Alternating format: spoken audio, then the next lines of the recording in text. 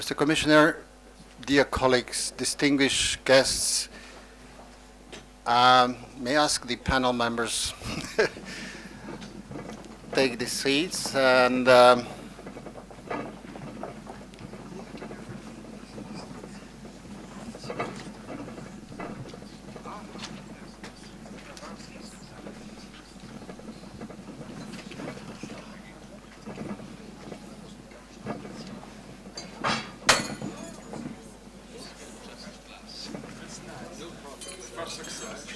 that is for success and happiness.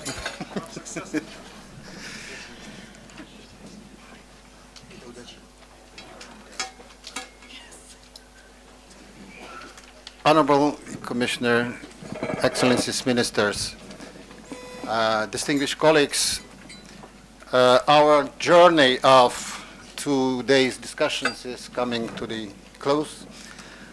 But before that, we still need to do a few things. First of all, the conference have the honor to have Mr. Tonio Borg, European Commissioner for Health and Consumer Policy, with us. And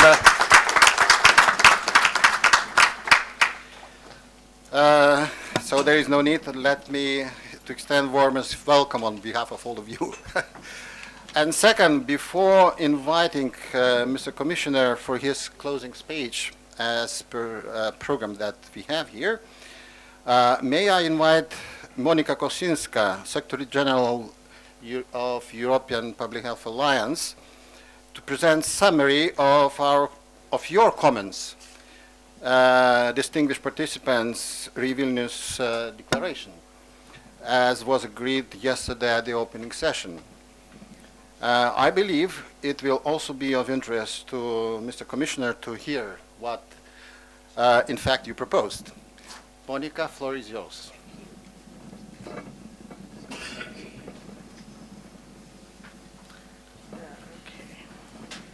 So, could I have the slides, please?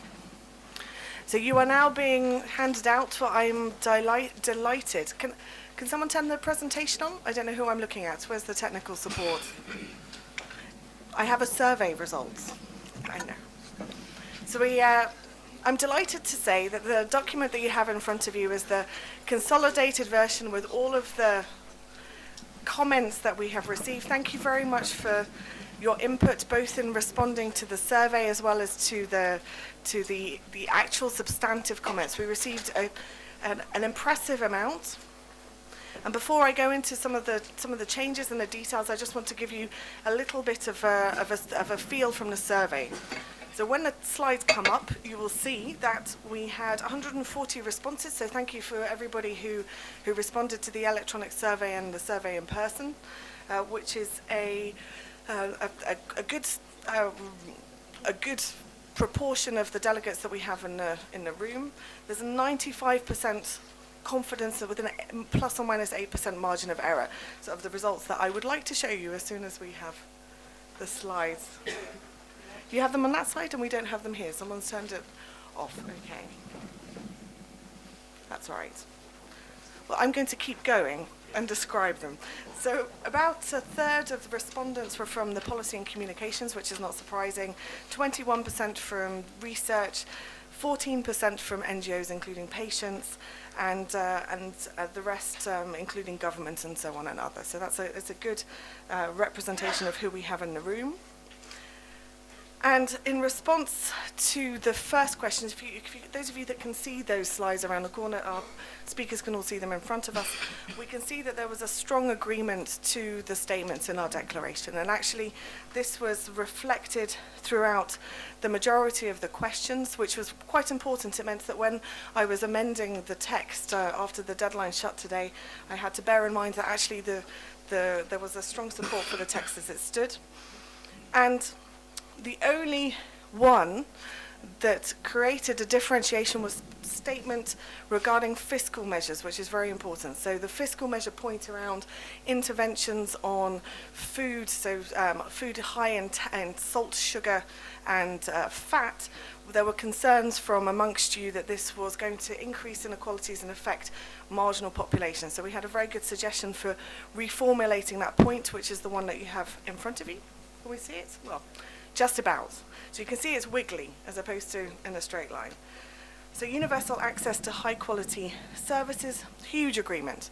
There's a huge agreement in the room for the statements. And this continued pretty much throughout the whole. So if you see the text in front of you, there's not a huge difference to the text that I presented yesterday. I'm going through this quickly. Of course, those of you that are interested in this sort of data collection, you're very welcome to have the presentation afterwards. So the main difference is that we had missed a few points, which is not unexpected. So in the text that you have, we have now included the health professions, including adequate and recruitment, retention and training, continuous professional development programs. We have also included the generic medicines and cost-effective medicines, which was missing there before. And finally, we included some specific actions. So the text is mildly different. Now, there were some aspects that we couldn't include, unfortunately. In the interest of length, there was a number of comments that were saying that already 2 pages is perhaps a little bit long. So please forgive me if you don't see the exact wording that you were looking for. And there were 3 specific aspects that I took the editorial decision not to include, and that's because they went into quite a lot of detail about 3 areas and removed us from this global approach that we'd had in the directive, in the declaration. So this is education and bringing together the different sectors and the specific details on health professionals and then details on the strengthening of health systems. Now, all of these are very important.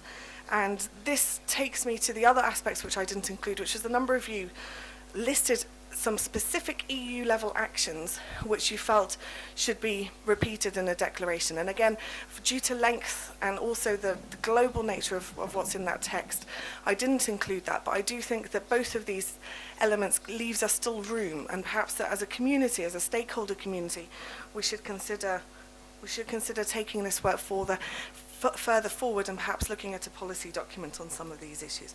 So things such as the implementation of the cross-border directive, which is very important in terms of increasing access and equalities, and things such as this is something I'm not that familiar with, the European Network for Health Technology Assessment, that should be involved in there.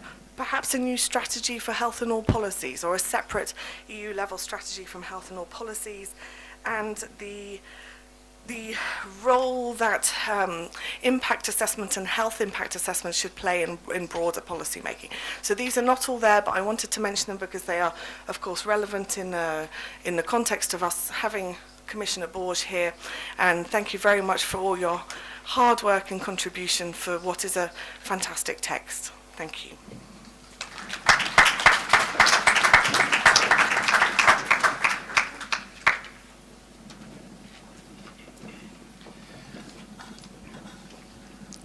Distinguished colleagues, conference has an invited guest, the Minister of Health of Ukraine.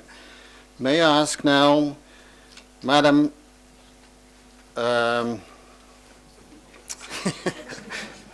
Raisa Bogatyryova, Minister of Health of Ukraine, to make a short statement, please.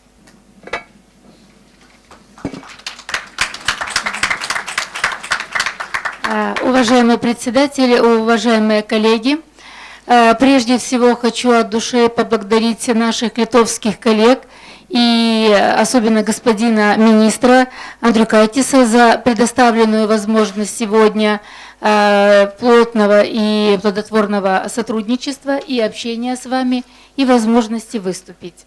Dear Chairman, dear colleagues, first of all, I want to sincerely thank you all of the Lithuanian colleagues, my friend Mr. Minister Andriukaitis, for giving me the opportunity to communicate with you. Lithuania and Ukraine have a long history of friendship and mutual understanding. And I believe that today our country and people will make a weighty contribution to the strengthening of the single European community. Новая европейская политика здоровья 2020 ориентирует страны Европейского региона Всемирной организации здравоохранения на конкретные действия в ответ на новые вызовы и угрозы общественному здоровью путем создания и реализации гибкой инновационной политики, обеспечивающей снижение системных рисков и инфекционных, неинфекционных хронических заболеваний и улучшение здоровья населения. The new European policy for health 2020 orients the countries of the European region of WHO for specific actions in response to the new challenges and threats to public health through the creation and implementation of a flexible innovation policy, ensuring the reduction of systemic risk of infectious and chronic non-infectious diseases, improve the health of the population. Мы считаем, что именно в реализации такой политики можем создать устойчивую систему здравоохранения в своей стране. We believe that is the implementation of this policy we will be able to create a sustainable healthcare system in Ukraine. Именно в соответствии с основными положениями стратегии Всемирной организации здравоохранения «Здоровье для всех», политики здоровья 2020, Таллинской хартии, рекомендации ключевыми принципами других программных и стратегических документов в Украине в 2011 году была разработана, и в этом году была принята общегосударственная программа «Здоровье 2020. Украинские измерения». In accordance with the basic provisions of the strategy of the World Health Organization Health for All Policy Health 2020 Tallinn Charter, the recommendations and the key principles of program and other strategic documents in Ukraine in 2011 was developed National Program Health 2020 Ukrainian Dimension, which was adopted by the government. Конечно, целью программы является сохранение и укрепление здоровья населения, профилактика заболеваний, снижение заболеваемости, инвалидности и смертности населения, повышение качества и эффективности оказания медицинской помощи, ориентировано на нужды людей, обеспечение социальной справедливости и защиты прав граждан на охрану здоровья. The purpose of the program is to preserve and promote the health, disease prevention, reduction of morbidity, disability and mortality rates, improving the quality and effectiveness of care, focused on the needs of people, social justice and the protection of citizens' rights to healthcare. В контексте указанной программы мы начали реформирование системы здравоохранения с основных ее элементов. Это первичная помощь, профилактика, оказание больших точек доступа для медицинской помощи. Это и здоровый образ жизни, и все программы, которые бы способствовали донесению знаний и всех возможностей, которые дает первичное звено. In the context of this program, we have started to reform the healthcare system with the most important basic elements, primary and emergency medical care.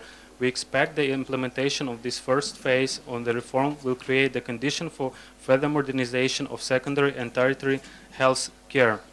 Мы рассчитываем, что реализация именно этого первого этапа реформы создаст условия для последующей модернизации вторичной и высокоспециализированной медицинской помощи. Modernization of emergency medical care will also consider in the term of the maximum satisfaction of the needs of the individual patient and the population as a whole.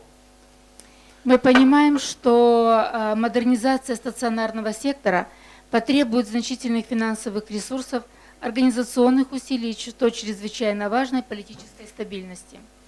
There is upcoming hospital sector reform in the healthcare. This will require significant financial resources, organizational effort, and there is extremely important a political stability. Кроме того, есть еще один вопрос, который непосредственно связанный с проблемой все возрастающих финансовых и ресурсных потребностей систем здравоохранения в связи с постарением населения и усложняющейся медико-демографической ситуацией, предстоящим лавинообразным спросом на медицинскую помощь. In this regard, we must now pay attention to the fact that the problem should be solved not only in the economic resource and organizational plan. Очевидно, что эта проблема коснется не только стран со слабой экономикой, но и богатых стран Европы. Obviously, that this problem will touch not only developed but also countries with weak economy. В этой связи мы должны уже сегодня обратить внимание на то обстоятельство, что указанную проблему придется решать не только в экономической, ресурсной или организационной плоскости. In this case, we have to make sure that this problem will need a universal solution. Более сложной задачей, на мой взгляд, станет моральная и этическая сторона доступности или недоступности медицинской помощи определенным возрастным или социальным категориям населения, особенно с позиции задекларированных Таллинской хартией ценностных принципов. Even more difficult will be at the moral and ethnical side of the availability or unavailability of medical assistance to certain age of social categories of the population, especially in the terms of declared value telling charter principles. Вторым не менее важным для цели устойчивости систем здравоохранения вопросом является вопрос внедрения новых дорогостоящих медицинских технологий, которые даже в богатых странах приводят к существенным изменениям и перераспределению финансовых средств. The second, no less important for the sustainability of healthcare issue, is the introduction of costly new medical technologies, which even in rich countries leads to significant changes and relocation of funds. Что же тогда говорить об экономически менее развитых странах и особенно тех, в которых финансирование здравоохранения осуществляется из общественных фондов потребления? So what to say about the economically less developed countries, especially those where the financing of health is carried out via public consumption funds? В этом случае возникают риски существенных перекосов в финансировании разных секторов систем здравоохранения. In this case, there are risks of significant distortions in the financing of various sectors of the health system. Эти перекосы, в свою очередь, приводят к тому, что возникает дефицит средств в оказании медицинской помощи большому числу пациентов, нуждающихся в менее дорогостоящих технологиях. This distortion in its turn leads to the fact that there is a shortfall in the provision of medical assistance to a large number of patients in need of less expensive technologies. В начале 2000-х годов дискуссия по этому поводу уже начиналась, и ключевым в этой дискуссии был вопрос о том, вводить ли наряду с требованием о медицинской доказанности эффективности новой технологии еще и требования об экономической возможности обеспечить справедливую доступность к ней всех нуждающихся, без создания опасных перекосов в финансировании других секторов здравоохранения. И мы считаем, что и в этом случае необходимо рассматривать моральные и этические стороны проблемы. At the beginning of 2000, the debates on this issue has already been started. The key to these debates was the question of whether to implement, along with the requirement of proof of the effectiveness of new medical technologies and the requirement for more economic opportunities to ensure fair access for all who need it, without creating dangerous imbalances in the financing of other sectors of the healthcare system. We believe that in this case, it is necessary to consider the moral and ethical aspects of the problem.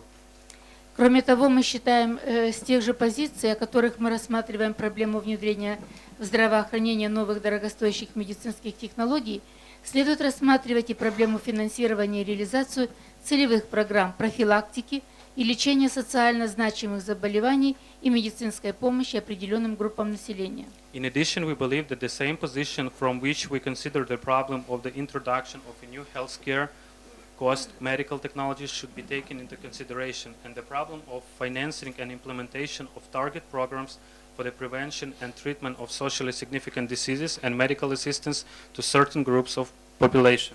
В частности, это программа по профилактике и лечению ВИЧ, СПИДа и туберкулеза, и, как показывает наш опыт, в этом случае ответственная интегрирующая роль государства, в частности, Министерства здравоохранения, является решающей. In particular, these are the programs for the prevention and treatment of HIV, AIDS, and tuberculosis. In this case, the experience of our country proves responsible integrating role of the state, in particular the Ministry of Health, which is crucial. Именно благодаря такой роли наше Министерство здравоохранения взяло на себя такую функцию 2 года и обеспечило лидирующие позиции сегодня в деле снижения заболеваемости СПИДом и туберкулезом. И эти наши достижения были отмечены на уровне Организации Объединенных Наций. It is because of this role that our ministry has undertaken in the last 2 years, providing a leadership function for integrating disparate efforts of non-governmental organizations, social services, mass media. We were able to get real significant results in the fight against HIV/AIDS and do not create dangerous imbalances in other sectors of healthcare. Obtained with this approach, the results give us scope that we are on the right track. In connection with this, not so long ago at the United Nations have been marked successes of Ukraine in the fight against AIDS. И еще об одном аспекте устойчивости систем здравоохранения хотелось бы сказать. Это необходимость создать для специалистов возможность сотрудничества и обмена опытом в области медицины, медицинского образования, медицинской науки и практики, институционального и нормативно-правового обеспечения управления системой здравоохранения как на государственном, так и на муниципальном уровнях, создание действенных профессиональных медицинских ассоциаций, реального развития самоуправления врачебной и медсестринской профессии. And there is another important aspect of the sustainability of health system I would like to stress on. It is necessity for professionals to create opportunities for cooperation and exchange of experience in the field of medicine, medical education, medical science and practice, institutional and regulatory framework of health system management at the state and municipal levels, the creation of effective professional medical association, the real development of self-management of medical and nursing professions.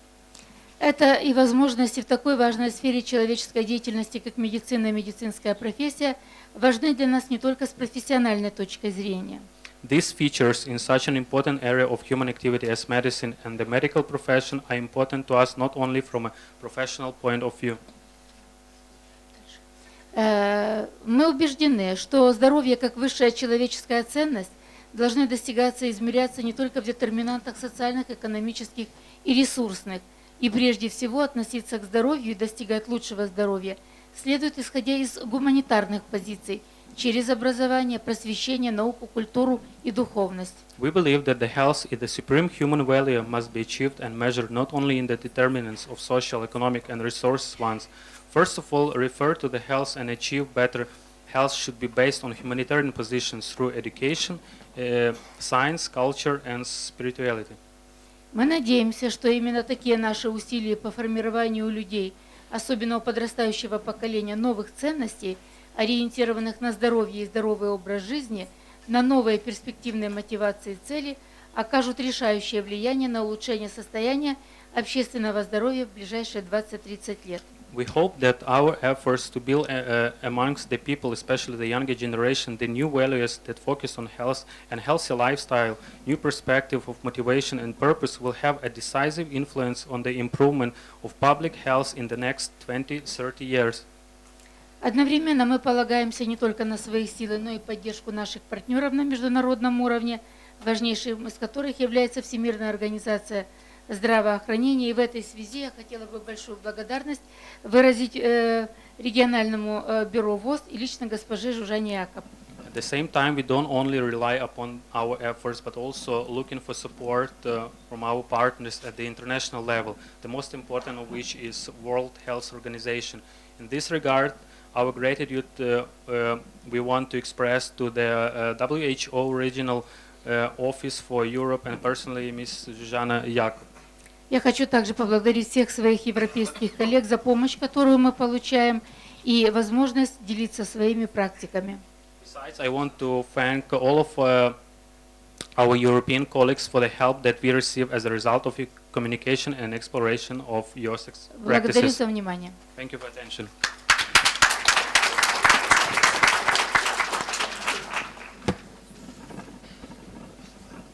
May I now to invite Mr. Tony Borg, Commissioner for Health and Consumer Policy, please.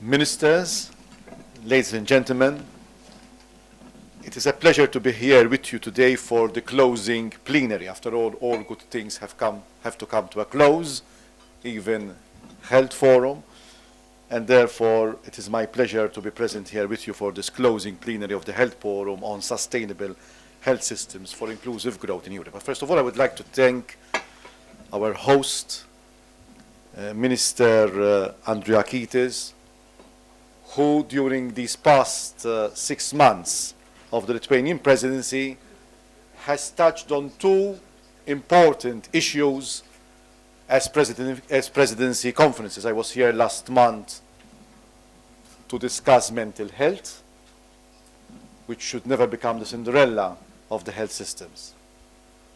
But we should keep it high up in our political priorities, and I think slowly this is being done in the European Union, but as Health Commissioner, I still want more to be done. And today also on sustainable health systems. But I would like also to thank Minister Bokatriova. And I would like to thank her because as minister, she has given political leadership on health matters, representing her country. I had met her also during the May conference on HIV/AIDS, where Ukraine is registering significant progress in this field. But also, her presence here augurs well for a fruitful dialogue between the EU and the Ukraine in the future.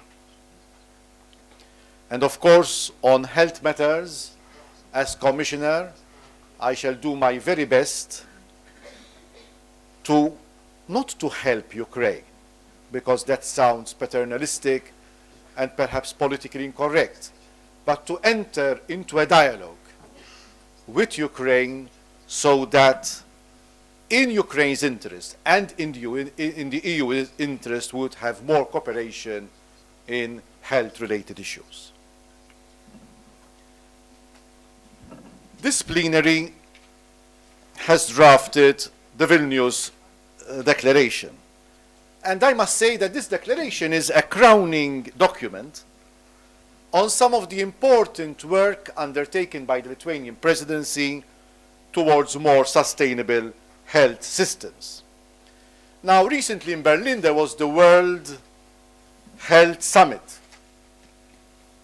Thank God for these summits, because at least people meet under one roof, the different stakeholders, government, NGOs, etc. Of course, the important thing is that after the summit, we try to follow up on the conclusions of the summit, as we hope to do on the conclusions of the Vilnius Declaration. And our President, President Barroso, the President of the European Commission, during this summit said, health is a value in itself, and at the same time, a condition for prosperity and social cohesion. So when the Minister and myself strive to have the tobacco directive approved, so that in 5 years' time we might have 2.4 million smokers less in the European Union, we do so primarily because it is a good thing. Morally, politically, but also economically, but primarily because health is a value in itself. Having healthier members of society is a value in itself, even if it did not have positive economic consequences. But if it has positive economic consequences through less absenteeism, more productivity, it's even better. But we don't promote health so that our economic system functions better. We promote health because health is a value in itself, and then if this produces positive economic consequences, including in the case of the tobacco directive, that states will invest the money which they save from curing and treating smoke-related diseases to other social projects. And the individual who stops smoking will invest his money in other areas of the economy. Then, of course, it's even better. Now, this standpoint inspired the Commission's policy on investing in health. We published a document along with the Social Policy Commissioner on investing in health. Why investing in health? Because here we have two problems. One, are health systems sustainable in Europe? And the answer is yes, if they introduce reforms. Or I could put it the other way round. No, if they are not reformed. And proof of this is the fact that not only the countries who are under the so-called program have had recommendations relating to health issues, but also countries which are under no type of program and have sound financial economies have received country-specific recommendations on health. So it is an alert that even those countries which are financially sound might face problems in the future if they do not reform their health systems. And the second point is, are health systems a propeller for growth? I was cabinet minister in my country for around 16 years. And each time we discussed health issues, including, Monica, the cross-border health directive, I noticed that the face of the finance minister turned a bit pale. So health is considered by most governments like an financial albatross around our necks. And it should not be. It should not be, because we know that with the current demographic trends, with people living longer, with chronic diseases increasing, not because they are contagious, but because people are living longer. So dementia is not a contagious disease. We have more dementia because people are living longer. But this applies to other chronic diseases as well. The expenditure on health will increase for obvious reasons. If in some countries by 2020, in 10 years' time, they would have doubled the number of people above the age of 65, if the life expectancy is growing regularly every year, of course the expenditure on health will increase, and therefore we have to make them sustainable. But the opportunities for work will increase as well. Our calculations are that over a period of years, we will need hundreds of thousands, if not a few millions, as well in new jobs in the health sector. So we need to tilt more in the vocation guidance, our own citizens in Europe, to involve themselves in work in the health sector.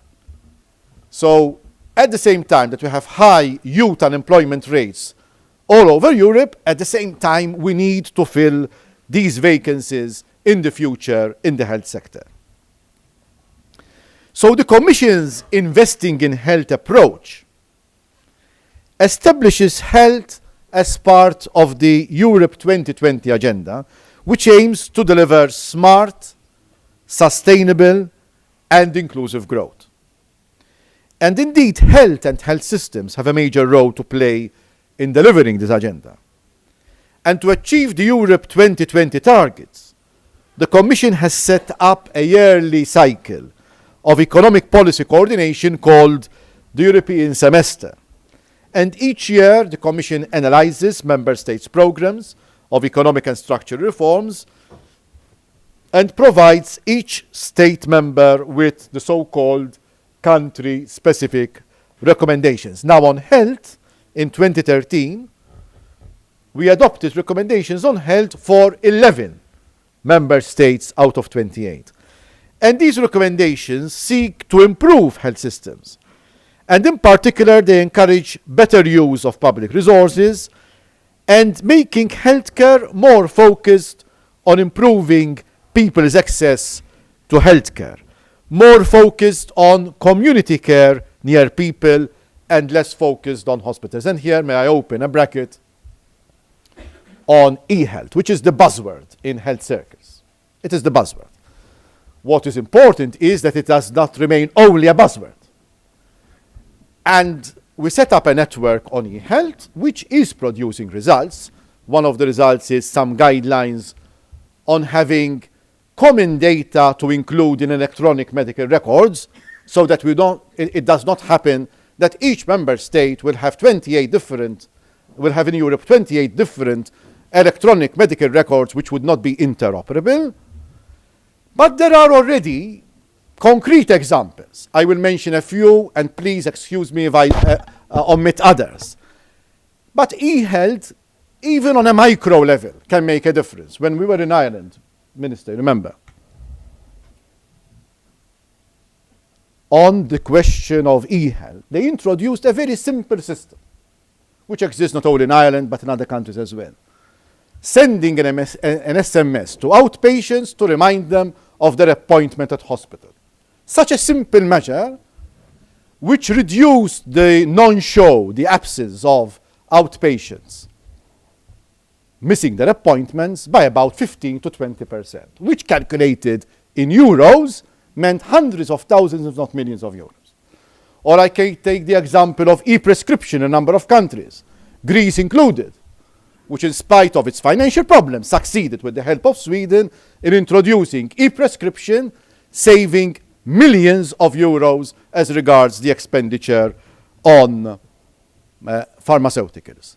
In Northern Ireland, another example, where 20,000 patients are registered on an e-health systems, where dialysis can take place at their own home rather than dragging old people or sick people to hospital or to clinics, and they are monitored from the hospital. And I can go on and on, because these e-health systems require some kind of financial investment in the beginning, of course.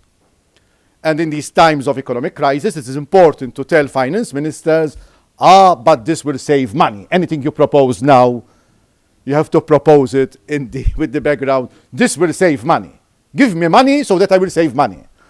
But this is how politically one has to move forward, and this is the appeal which I make to ministers and to stakeholders.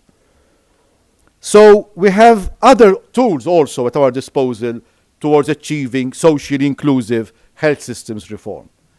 We have recently created an expert panel within the Commission to advise member states on how to improve the sustainability of their health systems. And their advice is non-binding and it is free.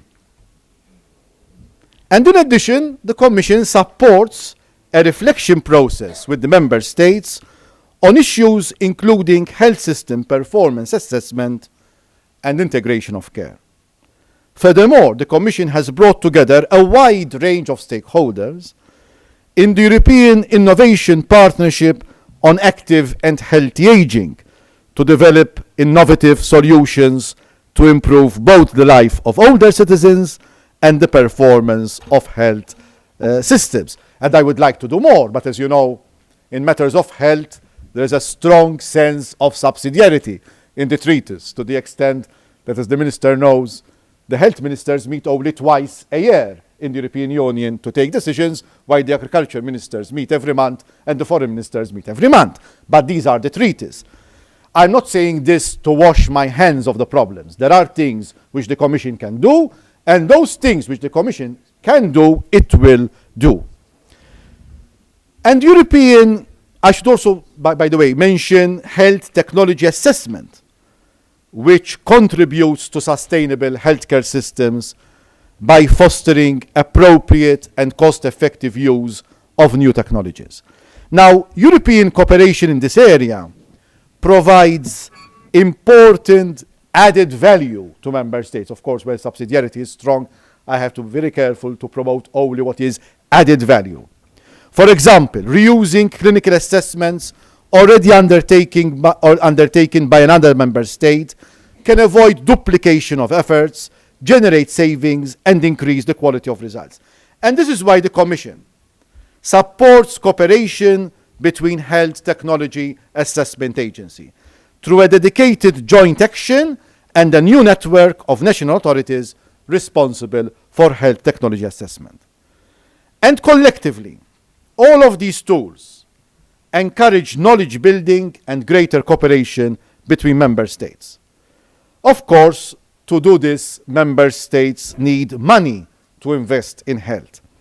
And the Commission is keen to channel EU funds to support innovative, sustainable, and equitable health systems. In particular, we have the health program, the research program Horizon 2020, and the European structural and investment funds. Of course, it's up to the member states as regards the structural funds to dedicate part of them to health, Usually they dedicate them, rightly so because they are more visible, to infrastructure projects, but they can dedicate them to health. But this remains a question of the member states to decide.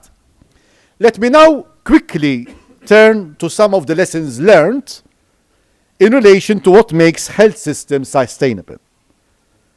First, health system funding, as you said in the conclusions also, should be as stable as possible. Now, in some countries, the health budget was protected by measures introduced in anticipation of an economic shock, such, for instance, in the Czech Republic, the build-up of health insurance fund reserves. Secondly, we need solidarity to ensure that health is for all and not just for those who can afford it. And in practical terms, this means sharing the risk of health costs amongst young and old, healthy and sick, rich and not so rich, working and unemployed, and also between present and future generations. For example, the Netherlands and Germany, to mention just two member states, work to avoid patient selection by insurance funds by explicitly adjusting for differences in clinical needs between patient groups. And thirdly, we need transparent pricing for health services. In Belgium, for instance, public payers use health technology assessments not only to look at comparative cost effectiveness, but also to assess expected budget impacts. This type of assessment covers prices, expected care volumes, and value for money for healthcare in a single analysis. Fourthly, we must ensure that information flows follow patients from one healthcare provider to another, and this guards against duplication of care and helps detect areas where care is underutilized or even badly performed. In Spain, for instance, there's a good example in the Atlas project. This project looks at regional variations in healthcare delivered in Spanish hospital settings. And finally, the skills mix in the health workforce must be sufficiently balanced to cover the whole spectrum of people's needs from primary through to tertiary hospital care. And this requires planning, both for future care needs and also, as I mentioned before, the workforce supply. It must also focus on job retention strategies. Health professionals are amongst the most mobile workers, both within the European Union and worldwide. And here, may I mention the example of Finland. The use in Finland of individual social security numbers by the country's workforce planning unit. The data collected covers information on retirement, age, and gender, as well as detailed data on specialization made available by the Finnish Medical Association. In conclusion, ladies and gentlemen, we all recognize the challenges. Of course, we can look at challenge not sometimes as if they were problems. I prefer to call them challenges. These are the challenges that lie ahead, and the clear need for health systems to adapt so as to meet the needs of its citizens now and for generations to come. And the good news, it's good to conclude with some good news. The good news is that we already have a policy framework in place and operational tools to help us succeed in this regard. So we have the tools, let us just finish the job. And let me assure you, with due apologies, of course, to Winston Churchill, let me assure you that the Commission is committed to doing all it can do to foster good quality healthcare accessible to all on a long-term, sustainable basis. Thank you very much.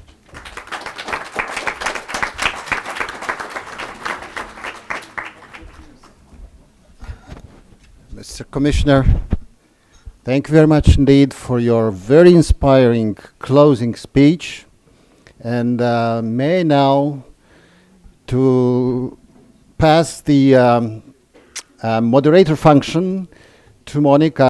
And if she agrees, considering your very tight schedule, a couple of questions from the audience might be allowed. Monica. Thank you. I'm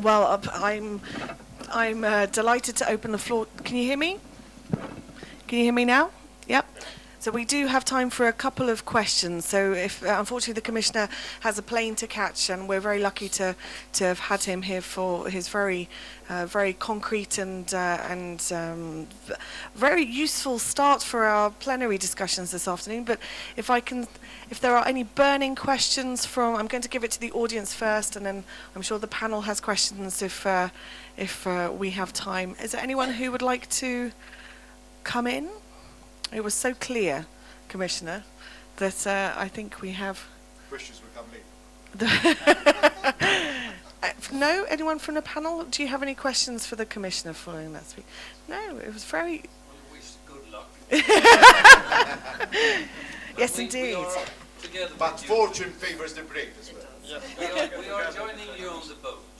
That's well, actually, Commissioner, that is correct. The theme, I think, if you have to forgive me. First of all, I'm moderating this session, but I'm not going to do what Josep did so wonderfully in the first plenary and run around the stage. But simply because being 7 months pregnant, I cannot talk and breathe and run around a stage at the same time. So you will have to bear with me from here. But yes, I think that is a very good point, because we did have a strong sense of, okay, now we're here, now we're together. Let's turn the albatross that Commissioner Borg mentioned into a dove. We have a health system, we're a health workforce, a health profession. How do we move from there? And we have a panel here together that we have pulled because, as part of the organising committee, as part of those who have worked to support the Lithuanian presidency and the Lithuanian Health Forum for this conference, we believe that we have a responsibility to assist Commissioner Borg and to assist the member states, the health ministries, in order to deliver this vision, to deliver this outcome. We have the tools. Commissioner Borg presented very articulately a number of them there. So perhaps we can move directly to the panel. We have an exalted panel for you today. I'm going to introduce them very quickly. The Minister of Health, of course, needs no introduction. He has been our host for these 2 days. We have Mr. Clemens Martin Auer, the Director General from the Federal Ministry of Health in Austria. We have Miss Peggy Maguire, and I do have to declare a conflict of interest here, because Miss Maguire is actually my president, which is quite an uncomfortable position to be moderating our president. Of course, I agree with everything she says from the European Public Health Alliance. Dr. Hans Kluge, the Director of the Division of Health Systems and Public Health in the WHO Regional Office for Europe, and of course, last but not least, Mr. Anders Olafsson, the President of the European Patients Forum. So perhaps I will pick on Dr. Kluge first. Hans, now you have been doing this for some time, you've seen a lot. Are there any reflections from the last 2 days, anything that you can share with us? Thank you very much, Monica. And first and foremost, I should like to congratulate the Minister of Health of Lithuania, the Deputy Minister, Professor Grabowskas and Ludvika, and all the colleagues for really what I found a very high-level quality conference. I mean, we knew this was going to happen, but I think it exceeded our expectations. On your question, Monica, I would say that if I look to the main health system events which happened the last year, that a number of messages were really converging. And not only converging, but making an evolution in the depth. And again, credits to the Minister of Health of Lithuania for synergizing. I think Minister really did this excellent. I mean, there was a WHO meeting on the crisis in Oslo, in Tallinn, in Almaty, but also the UFA, the IFA, the Gashtheim.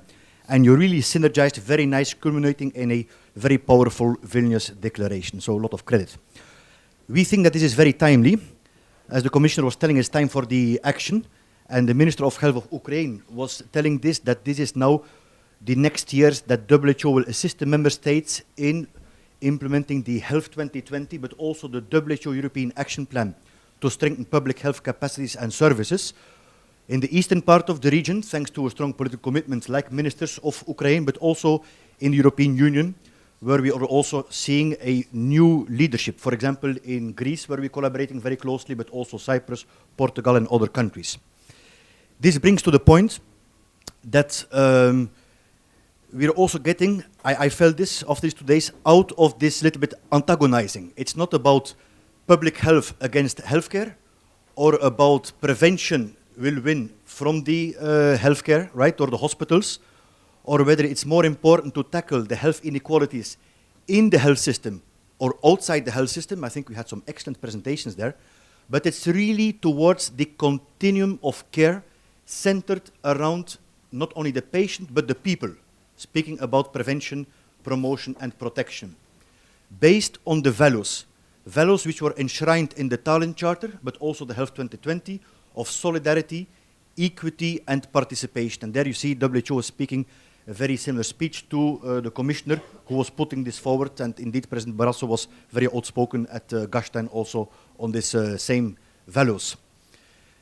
This brings us to the agenda post-2015 Millennium Development Goals, which is in the direction of the universal health coverage, which has an element on financial protection. And the Tallinn Charter in 2008 was very clear on this, that no one should become poor due to ill health. And I shall congratulate the Estonian government, in fact, for consistently carrying forward the torch of the Tallinn Charter and the health for wealth argument. But it has a second pillar, the universal health coverage, access to needed quality services. And I think there is where we can make a lot of progress in the next 5 to 10 years, because a lot of health financing reforms went on, but not always aligned with the service delivery. There was a lot of speech in the Ministers of Health on the financing reform, also catalyzed due to the crisis, but much less on the transformation of the health service delivery. And I think that's something that we really can make a lot of progress. And for us it's very relevant because with the member states we're developing now the framework for action on coordinated people-centered care, again around the continuum of care. And then finally I would say it's about indeed making it happening. But again, I agree with the Commissioner, there is a lot of good news. Basically, it's happening already in many countries. We are now documenting lessons learned from implementation experiences on transforming healthcare. And if we speak to the health leaders, it is possible to have this dual agenda of, on one hand, managing day-to-day your system under what we call the tyranny of the urgency, because things have to happen by tomorrow, but simultaneously going for transformation to tackle the structural underlying inefficiencies. And again, congrats to the Minister of Health of Lithuania. I remember very well when I was here representing the region director at the EU CMO meeting, that the minister and the deputy minister also were talking about we have to get out of this mode also of the crisis, but thinking on the structural inefficiencies, right, towards a sustainable health system. And some of the elements we are documenting now on the enablers for transformation is what we call disruptive leadership. Leadership is not enough. There has to be an element of disruption. And this is very uncomfortable because we want to continue the business as usual, but it is no longer possible. The other thing is we have to have the coalition of the willing and look for champions. Recognize the champions, protect them, because to be a champion in a country sometimes is very dangerous. The international community is putting them as a high stage, but in your country sometimes you're not. I would like to refer to Professor Sharmanov, who was the Kazakhstan Minister of Health in the Soviet time in 1978. And we celebrated the 35th anniversary of the Alma Ata Declaration, where again the Minister of Lithuania was doing a good thing. And he was telling that he was a pioneer, but it backfired a little bit. So we have to protect the champions and to celebrate. Jack Welch, one of the most successful CEOs in history, was always telling, if he gathers CEOs, he sees that we do not celebrate enough our successes. With the exception, in fact, of yesterday evening. We celebrate a lot. And thank you to the minister also. A very nice reception, in fact. Right? And the other thing is that we have to package and communicate the reasons for change. With this, I'm coming to an end, that we have to be positive. We have to be optimist, but a realistic optimist. Again, thank you very much to everyone. Thank you. And unfortunately, the Commissioner has to leave us, so if we could just say thank you and goodbye, Commissioner Borg. Thank you.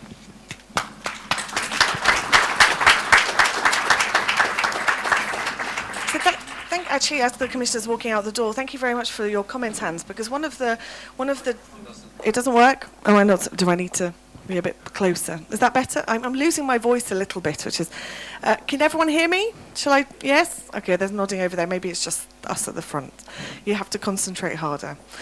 One of the changes that I think we have seen in Brussels, as someone who has been working in the policy field there for over a decade, is actually that we've rediscovered this language of values, which is very welcome. For a long time, we were trying to fit health into the narrative of economics, which is a little bit painful because it doesn't always work. We know that GDP is not a good measure of health. It doesn't work for us.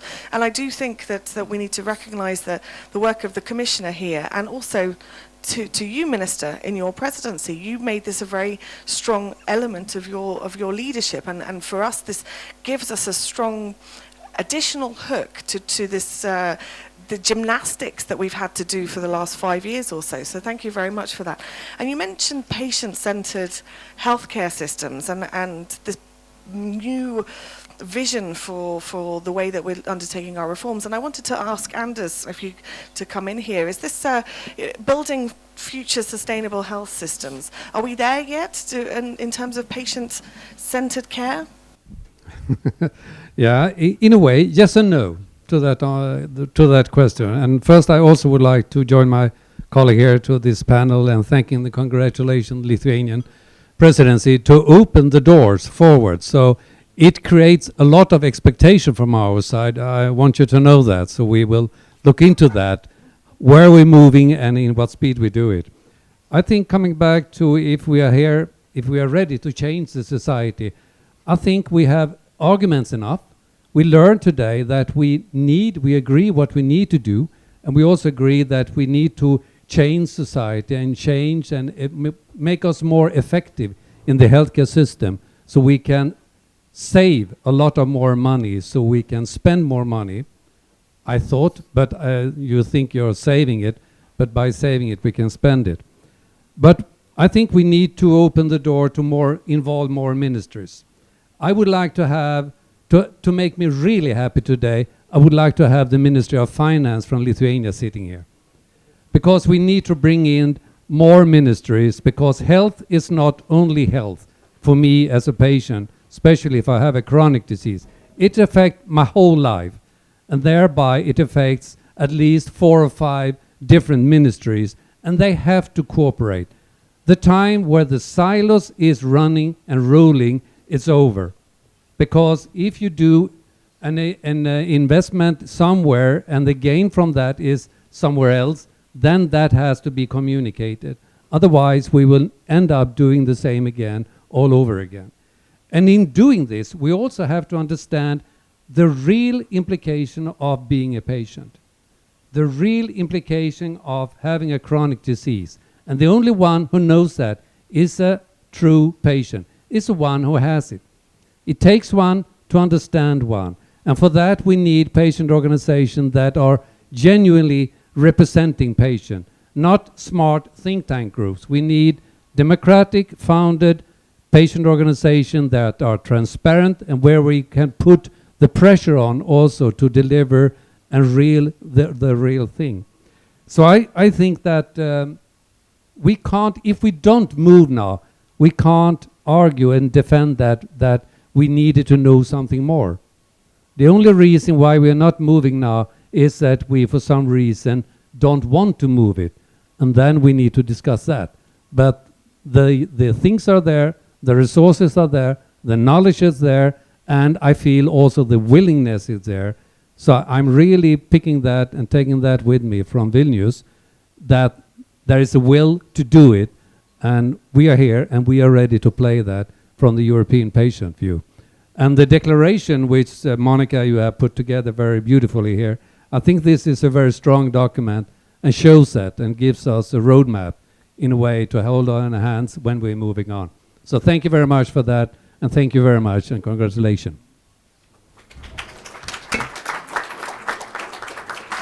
Thank you very much, Anders. And I have to say that in the last 2 days, I have been harassed by representatives from the health professions in the audience and the students of health professions to say the patients need to be there, which is very good. It shows that you've done your job well, but also it shows how patient-centered our professions are. So thank you. Now, Hans, you also mentioned, which I thought was very interesting, the disruptive nature of innovation. And I think that's absolutely right. And it's not something that we're very good at acknowledging, that if we're talking about real innovation, real change, it's painful for some people. Some people will lose. It's disruptive.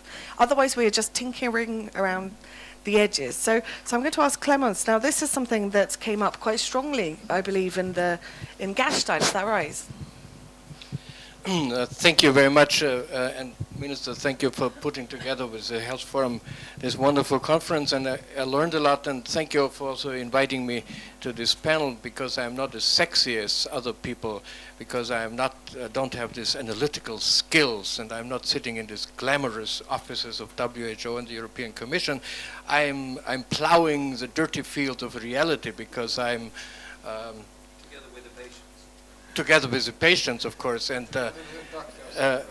because, but still, I'm a reality man, and I have to tackle as a civil servant the realities of the healthcare system in my home country, Austria. And in many ways, in many respects, I'm a happy guy, because the Austrian health system is strong and well financed and so on, but still, I'm tackling as a civil servant, responsible for the health system, the problem of fragmentation, the fragmentation of services, and that's good. That's not a bad challenge, because specialization is wonderful and good, but I am also tackling the challenge of fragmentation of responsibilities.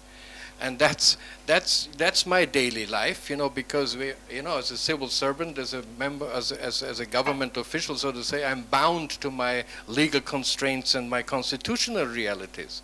And if you have a system where the responsibilities are shared, which is per se also good, steering and guidance becomes more and more difficult. So I'm the dirty guy here on the podium, because once again I'm not sitting in these wonderful glittery offices of WHO, far away. Have you been to the WHO offices? I'm not sure. Far away. but so. But anyway, but I can give you, and once again, I'm also one of these poor guys who Professor Smith referred to, that I have a chronic attention deficit syndrome. So because we are not doing what, we are not moving, we are not changing. I can think about that. We try to move, at least my government, also our government, we as public officials, we try to change, and we are deeply engaged in change management processes, despite the constitutional restraints we have in competences and responsibilities, which is a difficult business. And we have to be very, very creative to overcome these legal and constitutional restraints and introduce new governance forms. What we did in my country is we tricked the constitution, and we bound together the many difficult the stakeholders and carriers of responsibilities, the social sick funds, our provinces who are responsible for the hospitals, we as the federal ministry, in a very complex system, a contractual system of management by objectives. Bergström and all the other industry people think, what is the civil servant talking about? Management by objectives is something, you do in the business life. But we in the public arena should also do it. And we did that. We do that very, very consequently, that we bound together all these shared responsibilities in a system of objectives which we can monitor, which we can pass, which we can follow up. And I'm very pleased that I passed the test of Professor Smith. He gave he formalized these 6 criteria. So in this management of objectives process, yes, we are doing performance and outcome reporting, because I share this vision, because the healthcare system loves to hide behind the paravents of intransparency. That's a good one. Intransparency is so good, and you can hide behind these paravents and don't have to change anything. Yes, with performance and outcome reporting, you can do a lot to make things clear and transparent. Service reorganization. My country is suffering of much too much hospital treatment, because we have too many hospitals, but we have to create very, very urgently primary healthcare facilities, strong primary healthcare facilities which are in good competition with the hospitals. If they are not in good competition, in a situation of competition regarding the services they can provide, they're losing. So this is one most important thing what we have to change in Austria, but we're doing it. Governance and leadership is something we have to tackle. Once again, trick the constitution, work around the constitution, work around the legal constraint, and be creative in bringing people together. Payment reform is something we have to do very urgently. You know, we are stupid in Austria because we are so rich. We still pay by services. You know, payment for services is the most stupid thing you can think about. But we do it, but yeah, so we have to change it. We do change it. We have to change our contract, the contract with healthcare providers. And we are involving the citizens and the patient more and more, patient literacy, and so on. We also building our health record system with patient access, so the Commission should be glad because we are fulfilling the digital agenda that all the patients have access to their own health data. Wonderful thing. It's important. We do that. So I'm very glad that despite I'm a public servant, despite I'm suffering of a chronic attention deficit syndrome, I'm a mover. And that's good. Thank you very much. Thank you very much. Thank you very much. If there's two messages I take away is that change is indeed painful for civil servants, and I think you convinced us of that. It's fun, and that being rich is not necessarily good for a country. If you want to reform, your incentives for reform are lower. But if I can push perhaps Peggy a little bit, when we're talking about disruption and change, as civil society, what is our role?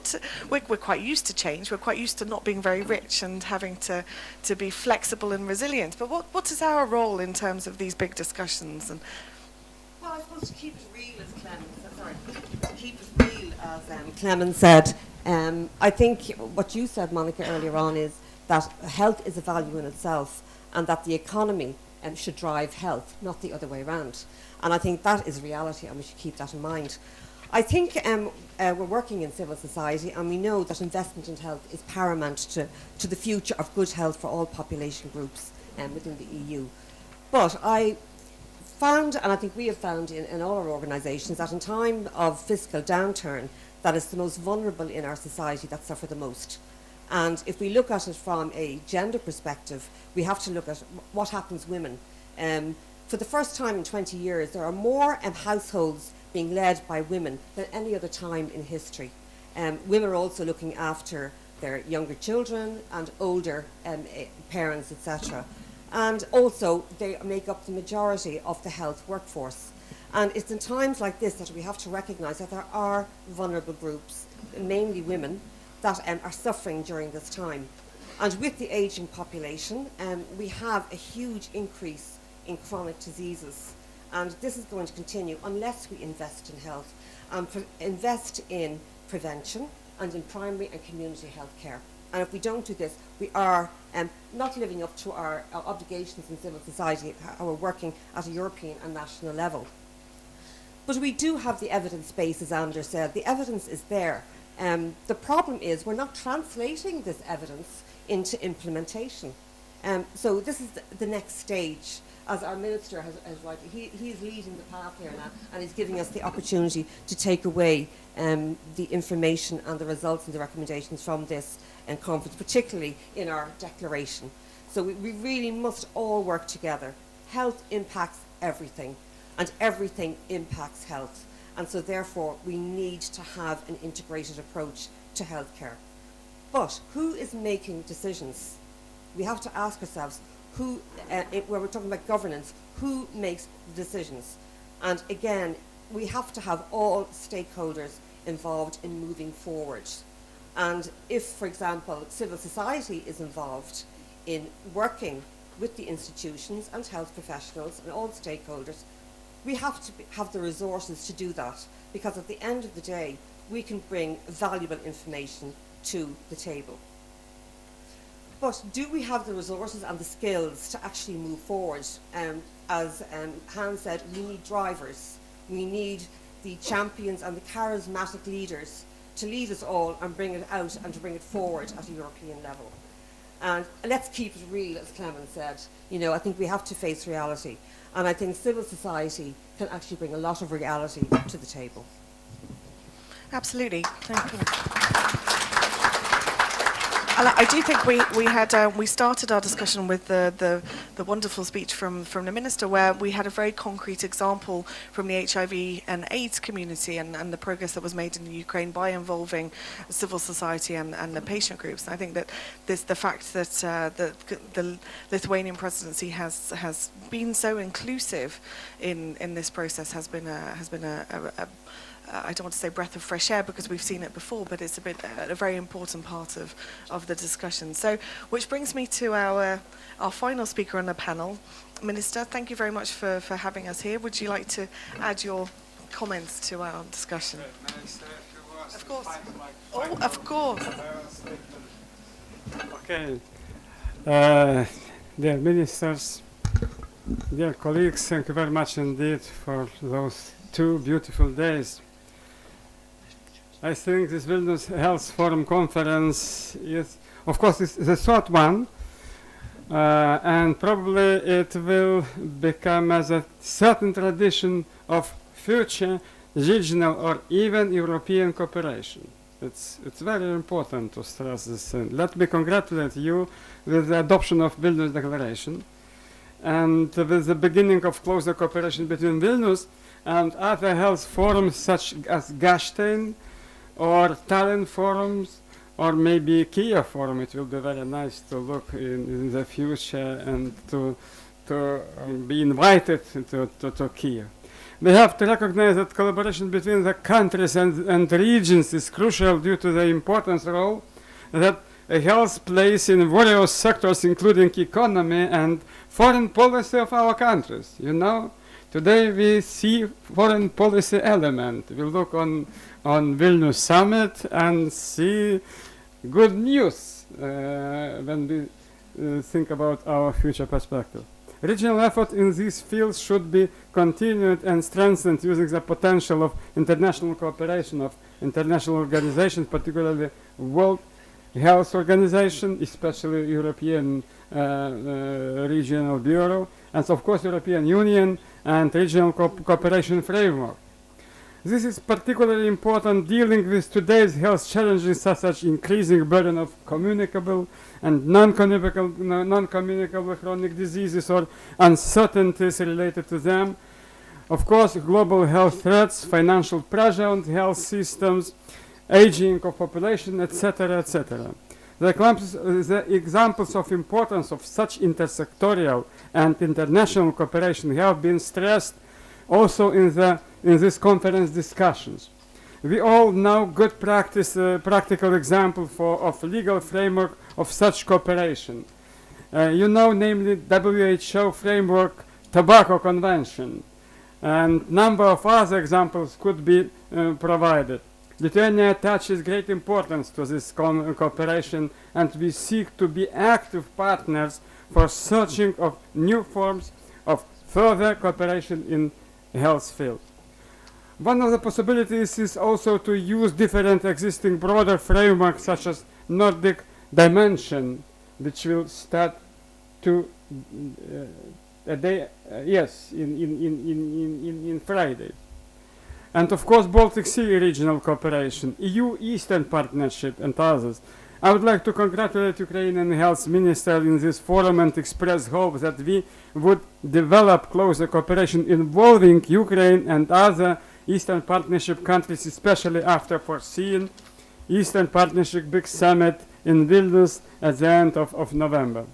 In our view, health systems should be understood as vital as possible, including social, economic, political, cultural, and other dimensions, and this is becoming a new area of European policy as well. It means that only an appropriate level of population health could contribute to better productivity and the increasing of overall competitiveness of European countries. This also means future discussions about strengthening of health policy making and international cooperation at regional, European and global levels are needed. mind the global and international nature of today's challenges to health systems and the necessity of common actions, we probably need also consider the possibility to strengthen existing legal framework. For instance, possible modifications of European Union treaties.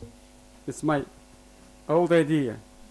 Providing wider scope of public health interventions at EU level and more instruments to implement more effective health policy at EU and international level. Two health councils is not enough. One informal and one formal. We need a separate public health council on EU level. It's my opinion. I am first time in presidency, but my opinion is very clear. We need new capacity, yes, of course. May I am wrong.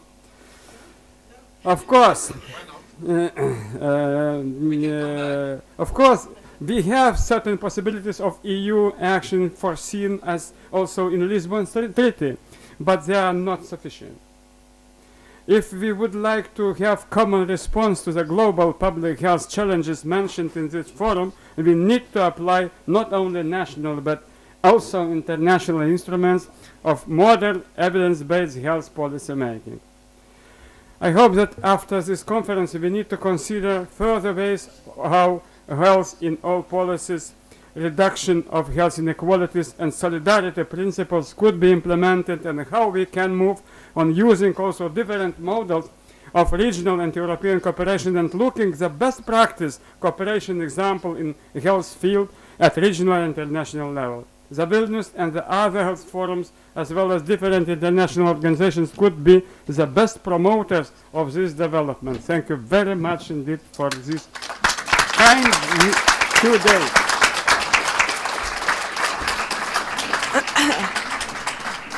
Thank you very much, Minister. And I have to take this opportunity to point out that next year there is a vacancy in Brussels for Health Commissioner. So if Lithuania can bear to let you go, then you would be welcome with open arms in Brussels, I'm sure. Thank you very much. But it's wonderful to see strong political leadership in health, and we don't have this enough, and we need to recognize and embrace and celebrate the champions that we have. And we've seen a number of them over the last 2 days with the Minister, Susanna Jakob and others, and I think this is a very important, and Commissioner Borg as well. We should not underestimate it. I've lived under weak health leadership, and we need to value it when we have it, and at the moment we have a very strong, very effective leadership team, so thank you. So, thank you very much to our panel. It is my pleasure to close the panel part of the discussion of our final plenary. Thank you for your contributions, and I look forward to working with all of you and all of you in taking this and the declaration forward. And now I will pass back to my co-chair, Mr. President.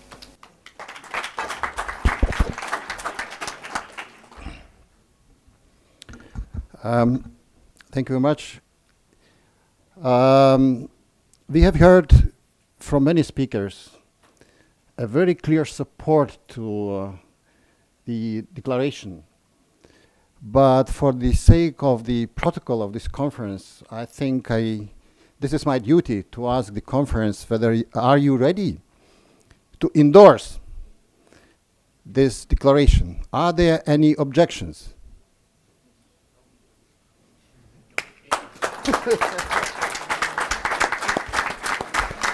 Thank you very much indeed. Consensus. Now, of course, it is my duty and a pleasure, before announcing the closure of the conference on sustainable health systems for inclusive growth in Europe, to thank most sincerely for those who contributed to the success of this conference. I believe a success. And first of all, to thank everybody for a very active participation, both in plenary and in the parallel sessions, and a lot of networking during the coffee breaks, lunchtime, and thank you very much indeed. Many of you approached me with thanks and appreciation, telling that the conference was a success, but in fact the thanks should go to Leonas Kaletinas and his team. First, first of all, Ludwika and Asta, and most sincere thanks, of course, to our national and international partners. First of all, European Public Health Alliance, European Patient Forum, European Federation of Pharmaceutical Industries and Associations, and many others which have been represented here and made substantial contributions to the debate that we had during those 2 days. But specifically, I would like to thank Monica.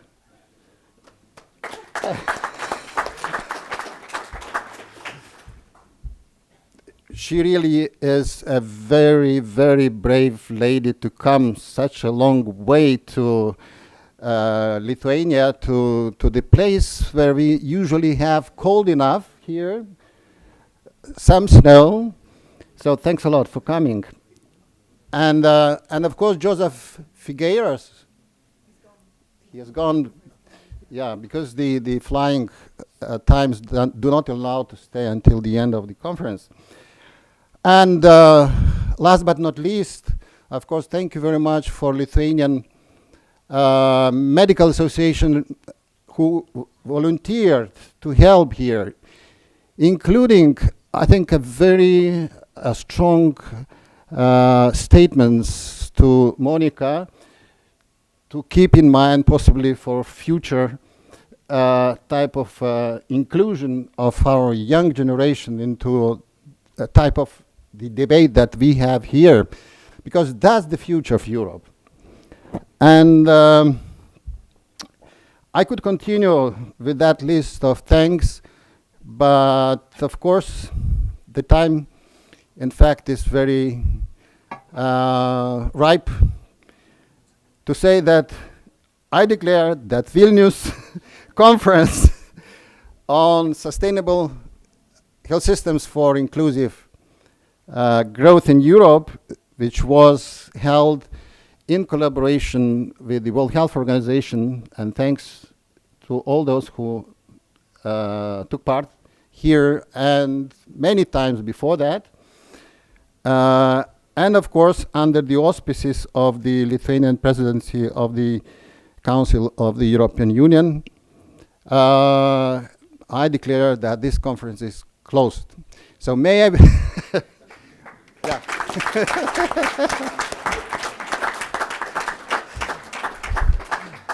May I wish you safe trips to your homes, and look forward very much to our future joint ventures. Thank you very much.